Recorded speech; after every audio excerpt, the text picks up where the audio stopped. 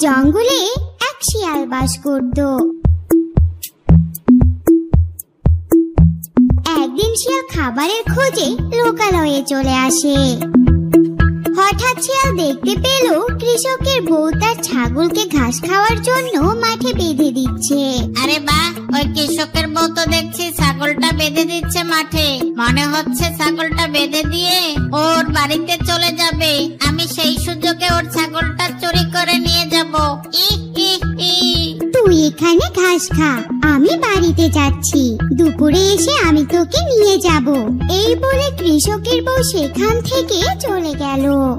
এই তো সুযোগ পেয়েছি, যাই ঝটপট ছাগলটিকে নিয়ে পালাই। এই বলে শিয়াল ছাগলের কাছে গেল আর ছাগলটিকে নিয়ে তার গুহায় চলে গেল। বাহ, ছাগলটি দেখতে কত সুন্দর। এই ছাগলটিকে দেখে কেমন জানি আমার মায়া লেগে গেল। আমি এই ছাগলটিকে খাবো না, এই ছাগলটিকে আমি লালন পালন করে বড় করব। এই ছাগল থেকে আমার অনেক ছাগল হবে, তখন আমার একটা ছাগলের খামারি হয়ে যাবে। তারপর আমি একটা একটা করে ছাগল ধরে খাবো। যাই, আমি এখন এই ছাগলটির জন্য জঙ্গলের মাঠ থেকে কচি কচি ঘাস কেটে আনি। এদিকে দুপুর হতে কৃষকের বউ ছাগলটিকে নিতে আসলো আর এসে দেখলো ছাগলটি সেখানে নেই। হায় হায়, হে আমার কি সর্বনাশ হয়ে গেছে! আমার ছাগলটা কোথায় গেল?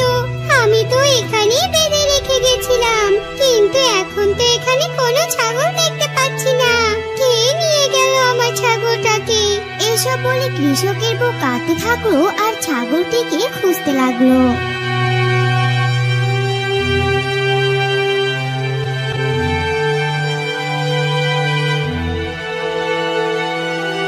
কি গো, তুমি এভাবে কাঁদছো কেন? কি হয়েছে তোমার? বলো বলো আমাকে। ওগো, আমাদের যে সর্বনাশ হয়ে গেছে। আমি আমার ছাগলটিকে মাঠে বেঁধে দিয়েছিলাম, আর কে যেন এসে আমার ছাগলটাকে নিয়ে গেছে। অনেক খুঁজেও আমি ছাগলটিকে কোথাও পেলাম না। কি বলছো কি বউ? তুমি কি জঙ্গলটা ভালো করে খুঁজে দেখেছো? আশেপাশে আবার কোথাও নেই তো?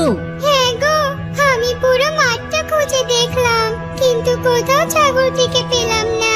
মনে হচ্ছে কোনো বাঘ শিয়ালে আমাদের ছাগলটাকে নিয়ে পালিয়ে গেছে। আচ্ছা ঠিক আছে, এখন কি আর করার, কেঁদো না, আমি তোমাকে আরেকটা ছাগল কিনে দিব। এই গল্পের পরবর্তী অংশটি পেতে অবশ্যই আমাদের এই কার্টুন বাংলা চ্যানেলটি সাবস্ক্রাইব করে নোটিফিকেশনটি অন করে রাখুন। ধন্যবাদ।